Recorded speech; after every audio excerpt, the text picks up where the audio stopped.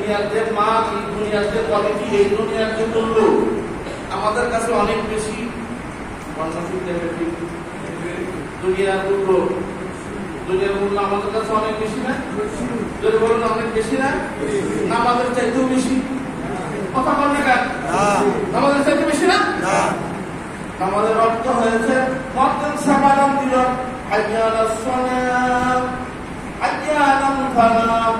আসল আমাদের জন্য, আসল কামিয়াবের জন্য, সফলতার জন্য আগে নামাজ, তারপরে কামিয়াব।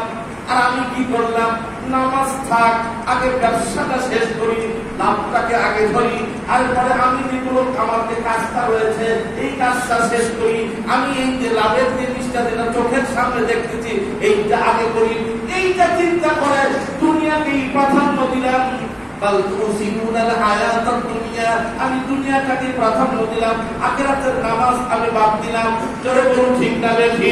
সুতরাং আমার কাছে দুনিয়ার মূল্যটা হলো আখিরাতের চাইতে বেশি।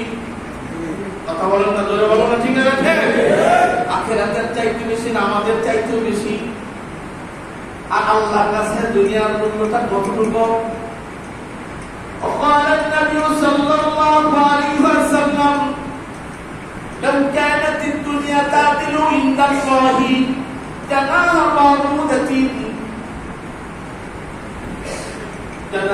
بعوضة مسقى كافرا منها شربة।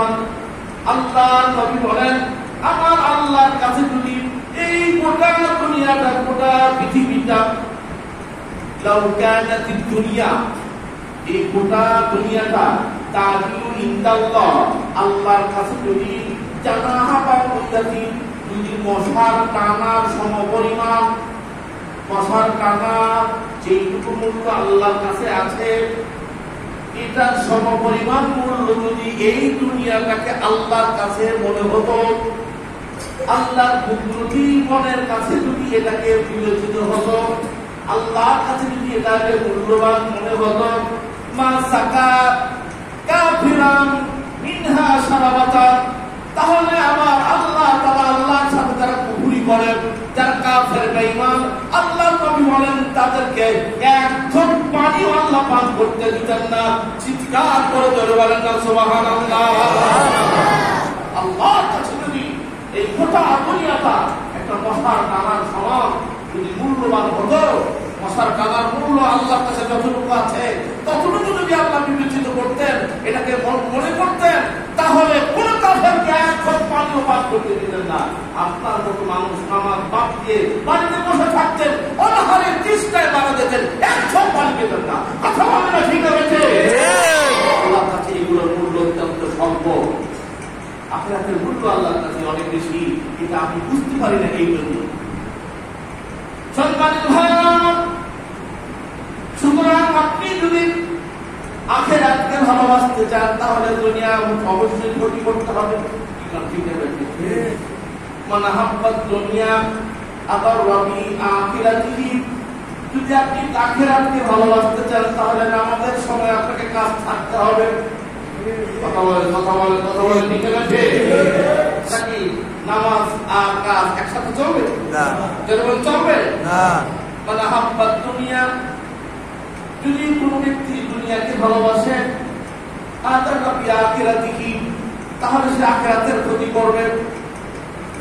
কারণটা হলো যখনই সে নামাজের সময় হবে, যখনই রোজার সময় হবে, যখনই সে জাকাত দেওয়ার সময় হবে, জাকাত না দিয়ে নিজের সম্পদ যদি বাড়ানোর চেষ্টা করে, যদি নামাজ না পড়ে নিজের ব্যবসাটাকে আরেকটু বাড়ানোর চেষ্টা করে, বন্ধুগণ দুনিয়ার মহাব্বতে পড়ে দুনিয়াটাকে যদি প্রাধান্য দেয়, তাহলে তার আখিরাত ক্ষতিগ্রস্ত হয়। আদার রাবি আখিরাতিহি, কথা বলেন না, ঠিক না ঠিক? আর যদি আমার আহাব্বা আখিরাতিহি, যদি আখিরাতকে ভালোবাসতে চান, ওই মহাজীবনটাকে যদি তারা প্রাধান্য দেয়, আখিরাতের জীবনটাকে যদি তারা মূল্যবান মনে করেন, তাদের কি হবে? আদার রাবি দুনিয়াহু, আল্লাহ রাসূল সাল্লাল্লাহু আলাইহি ওয়াসাল্লাম বলেন আদার রাবি দুনিয়াহু, তাহলে তাকে অবশ্যই দুনিয়ার ক্ষতি করতে হবে। নামাজের সময় হবে, সাথে সাথে ব্যবসা ছেড়ে দিতে হবে, নামাজের সময় হবে, কাজ ছেড়ে দিয়ে আল্লাহু আকবার বলে যখনই দাঁড়াবে হাইয়া আলাল ফালাহ,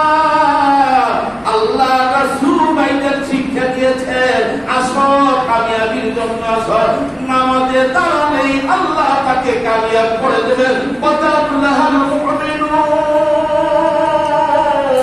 এই মুমিনকে আল্লাহ জান্নাত দিয়ে সফলতা দেবে।